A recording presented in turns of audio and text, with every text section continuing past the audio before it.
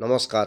হে বন্ধু বান্ধৱীসকল, আগতে যদিও প্ৰযুক্তিবিদ্যা উন্নত মানদণ্ডৰ নাছিল, তথাপিতো আগৰ পানীৰ টেংকি হওক বা দলঙেই হওক বা যিকোনো চৰকাৰী গৃহ হওক, এইসমূহ ভালদৰে আছিল।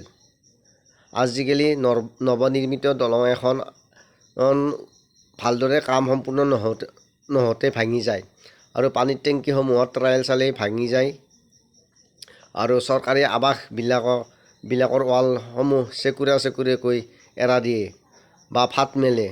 সেয়েহে মই ক'ব খোজোঁ যে যিবোৰ চৰকাৰী টকা বুলি কোৱা হয়, এইবোৰ চৰকাৰী টকা নহয় অকল। সেই টকাসমূহ আমাৰ জনসাধাৰণৰ এটুপ এটুপ তেজ বুলি ভাবি ল'ব লাগে।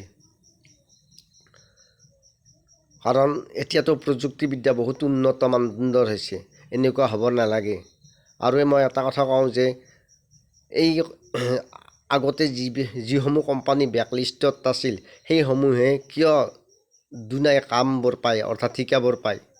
এয়া কোনোবা মন্ত্ৰীৰ ছত্ৰছায়াত পায় নেকি? কোনোবা বিধায়কৰ ছত্ৰছায়াত পায় নেকি?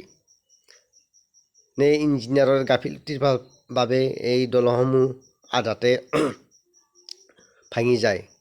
সেয়েহে তেনেকুৱা নকৰি যাতে ভালমতে কামসমূহ কৰে, তাৰ বাবে মই অনুৰোধ জনালোঁ। ধন্যবাদ। কমিশ্যন ৰাজ বাদ দিয়ক আৰু ভাৰতবৰ্ষখন হওক বা অসমখনেই হওক ভালমতে উন্নয়নৰ দিশে আগুৱাই লৈ যাওক। আকৌ এবাৰ ধন্যবাদ মই জ্ঞাপন কৰিলোঁ।